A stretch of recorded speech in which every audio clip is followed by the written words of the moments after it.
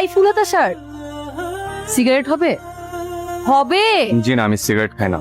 আপনাকে জিজ্ঞেস করেছি সিগারেট আছে কিনা, আপনি খান নাকি খান না সেটা তো জিজ্ঞেস করি নাই। আমি না খেলে আমার সাথে কেন থাকবে? আমি কি সিগারেট বেচি?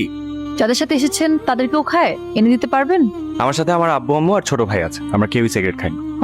Good good. আব্বু আম্মুর সাথে আসছে। ছেলেটা সুইট আছে, শরবত বানাই দিব? এই তোরা কেউ আছিস? আমাকে টাওয়ালটা দে তো, আমার কিন্তু অল্পতেই জ্বর চলে আসে। টাওয়ালটা আমার। আপনার মানে? সবাই তো উপরে। আপনার কাছে কেউ চেয়েছে? ওমা বললেন যে আপনার জ্বর চলে আসবে। মাছটা কি হাওড়ের? জি স্যার। ভালো। তোমরা সবাই ফ্রেন্ডস? জি আন্টি। এভাবে চারজন মেয়ের একা আসাটা ঠিক হয়। ও চারজন একা হলো কিভাবে? ছোটবেলায় আমি তোমাকে অঙ্ক শিখিয়েছি, আমাকে অঙ্ক শিখিও। হাই, আমি শান্ত, কিন্তু আমি একদমই শান্ত না। আমি আদর। কি করেন এখানে? মিষ্টি দেখি। আপনি একা কেন? ওরা আছে, আমি আপনাকে দেখে আসলাম। সিগারেট লাগবে? এনে দিব। আশেপাশে কিন্তু পাওয়া যেতে পারে। আচ্ছা, আপনার কাছে সিগারেট চেয়েছি বলে আপনি কি আমাকে খুব খারাপ মেয়ে ভেবেছেন? হ্যাঁ। আমি কিন্তু একদম সিগারেট খাই না, ট্যুরে এসেছি তাই ভাবলাম সবাই মিলে একটু ট্রাই করি। একটা মেয়ের শাড়ি পরে গান গাচ্ছে আর সিগারেট খাচ্ছে, ওয়াও। আপনি কিন্তু দুষ্ট আছেন, দেখি বোঝা যায় না। তা হয়তো আছে। মোবাইলে এত কি করো?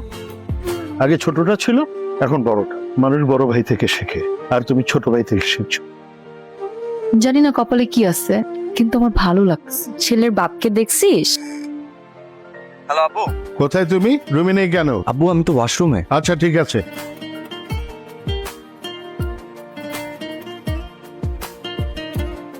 তোমাকে আমার ভালো লাগে, কেন ভালো লাগে আমি জানি না। একটা ইন্টারভিউ দিয়েছে, খুব ভালো হয়েছে। জবটা হয়ে যাবে না? হয়ে গেলেই ভালো। এতগুলো টাকা খরচ করে প্রাইভেট ইউনিভার্সিটিতে পড়ালেন, আপনি কোনো টেনশন করবেন না।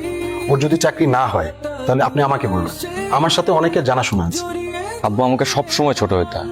আমাদের প্ল্যানের বাইরেও সৃষ্টিকর্তার একটা প্ল্যান থাকে, সেটার উপর ভরসা রাখো, অনেক সময় আছে।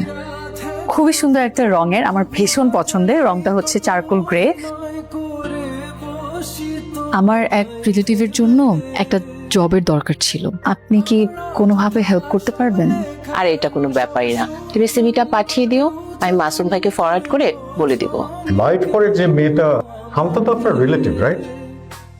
যে মানে হ্যালো, ইন্টারভিউ কেমন হলো? তুমি ওনাকে কেন বলছো আমি তোমার রিলেটিভ? তো কি বলবো? অ্যাটলিস্ট ফ্রেন্ড বলতা। ফ্রেন্ড বললে মানুষ বয়ফ্রেন্ডই ভাবে। তো ভাবলে সমস্যা কি?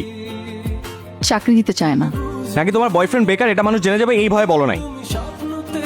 আমার এখন কথা বলতে ভালো লাগছে না, রাখি। তুমি আমার ফোন ধরতেছো না কেন? ইচ্ছা করছিল না। শান্ত, আই এম সরি। তুমি নিশ্চয়ই আমার মনের অবস্থাটা বুঝতে পারতেছো। বুঝতে পারছি বলে তোমাকে এখন পর্যন্ত আমি একটা কথাও শোনাইনি। তুমি মাসুম ভাই সামনে থেকে উঠে চলে আসছো। আফসান আপু কত ছোট হলো ওনার কাছে।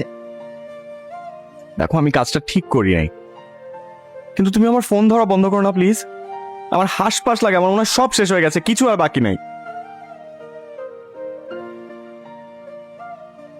শান্ত, আমি তোমাকে ছাড়া থাকতে পারবো না।